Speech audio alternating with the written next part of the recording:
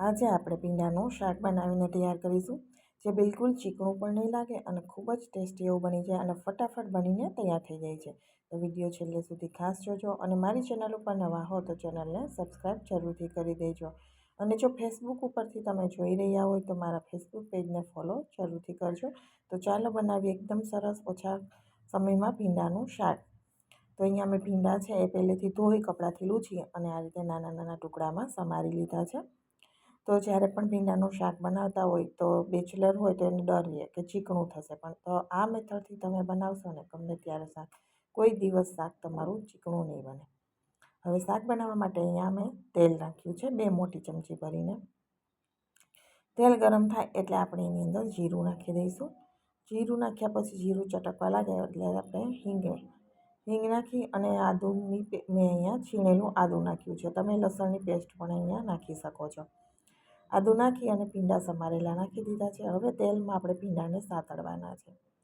તો રેગ્યુલર શાક કરતાં ભીંડાનું શાક હોય છે એ થોડું અલગ રીતે આપણે બનાવતા હોઈએ છીએ અને સરસ એવું બને છે, જે તમે ટિફિનમાં પણ અને બાળકોને લંચ બોક્સમાં પણ તમે આપી શકાય. તો એકદમ ચીકણું બિલકુલ નહીં બને અને શાક ટેસ્ટમાં ખૂબ સરસ લાગશે. સિમ્પલ અને સરસ એવું બનશે. હવે ભીંડાને તેલમાં નાખ્યા પછી ગેસની ફ્લેમને લો ટુ મીડિયમ રાખી છે અને આપણે એને સતત આ રીતે ચલાવતા રહીશું, જેથી ભીંડા છે એની ચીકાશ થોડી દૂર થઈ જાય. અને થોડી ચીકાશ તમને ખબર હશે કે તમે ચોળવ્યા સોફ્ટ થયા પછી પણ તમને લાગતી હોય છે. તો એ આગળ હું તમને એક ઇન્ગ્રીડિયન્ટ્સ જણાવું છું, જેના લીધે તમારું ભીંડાનું શાક ક્યારેય ચીકણું નહીં થાય.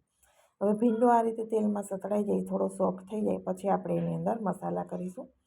તો હળદર, લાલ મરચું, કાશ્મીરી મરચું, તીખાશ જોઈએ પ્રમાણ લાલ મરચું લેવાનું અને ધાણા જીરું. હવે આ છે આમચૂર. આમચૂર તમે અડધી ચમચી નાખવાથી શાકનો ટેસ્ટ પણ સારો લાગે છે અને બીજું કે શાક ક્યારેય ચીકણું નહીં બને, બધી ચીકાશ તોડી નાખશે. અને સ્વાદ પ્રમાણે આપણે મીઠું નાખ્યું છે. હવે બધી વસ્તુને આપણે સરસ રીતે મિક્સ કરી દઈશું. તો ગમે ત્યારે તમે ભીંડાનું શાક બનાવો તો જ્યારે ભીંડા થોડા સોફ્ટ થઈ જાય પછી જ મસાલા કરવા. આમચૂર પહેલાં નાખવું નહીં, નહીંતર આમચૂર છે એ ખટાશ હોય એટલે ભીંડા કડક રહે.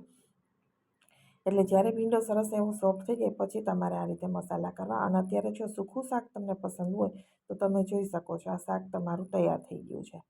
પરંતુ અમારા ઘરમાં થોડું ટમેટાવાળું શાક ભીંડાનું ખવાય છે એટલે મેં અહીંયા ટમેટાં નાખ્યા છે. એક મોટું ટમેટું હતું એને ઝીણું સમારી અને આ રીતે નાખી દીધું છે. અને આમચૂર નાખ્યું છે તો પણ ખટાશ નહીં લાગે શાકમાં અને ટેસ્ટ એકદમ સરસ આવશે. ટમેટાં નાખી આપણે સરસ રીતે મિક્સ કરી દઈશું અને ગેસની ફ્લેમ લો કરી અને 3 મિનિટ જેવું આપણે ઢક્કણ રાખીશું. ત્યાં સુધીમાં ટમેટાં પણ સોફ્ટ થઈ જશે એકદમ સરસ એવા. અને ઘણા લોકોને ક્રન્ચી થોડા પસંદ હોય છે, ભીંડામાં પણ કુરકુરા પસંદ ભીંડા કરે છે, તો તમારે ઢક્કણ ઢાંકવું નહીં, ખુલ્લા જ એને કૂક કરવા. અને ક્રિસ્પી ભીંડા ખાવા હોય તો ટમેટું નાખવું નહીં. અને ટમેટાવાળું ખાવું હોય તો આ રીતે થોડું ઢક્કણ ઢાંકી અને કરી દેવાનું 3 મિનિટ માટે. તો આપણું અત્યારે ભીંડાનું શાક રેડી થઈ ગયું છે. તમને રેસીપી પસંદ આવી હોય તો કમેન્ટ બોક્સમાં જરૂરથી જણાવજો. વિડીયોને લાઇક કરજો અને વધુમાં વધુ લોકો સાથે શેર કરજો. જે લસણ ડુંગળી નથી ખાતા એમની માટે ખાસ છે કે તમે આ રીતે બનાવશો તો પણ શાક એકદમ સરસ બનશે. અને નાની દીકરીઓ ભીંડાનું શાક બનાવે તો ચીકણું થઈ જતું હોય છે, પરંતુ જો આ મેથડ અપનાવશો ને તો તમારું શાક ક્યારેય ચીકણું નહીં થાય, એકદમ સરસ જ શાક બનશે. અને મેં કહ્યું એમ આમચૂરનો ઉપયોગ થોડો કરવાથી શાક સારું લાગે છે. ફરી મળીશું નવા વિડીયો સાથે. આવજો.